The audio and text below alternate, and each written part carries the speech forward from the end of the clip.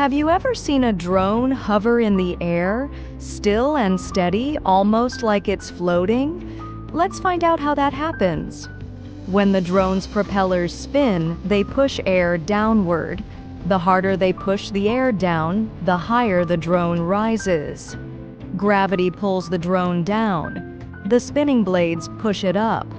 When these two forces are equal, the drone stays in balance. When the controller changes the propeller speed, some propellers spin faster. This changes the balance of forces and makes the drone move. Now, think about this. What makes the drone fly? If gravity is always pulling it down, why doesn't it fall?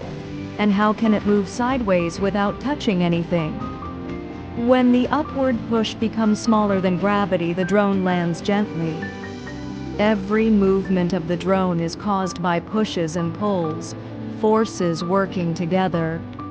Now it's your turn to explore, think, observe. Explore forces around you.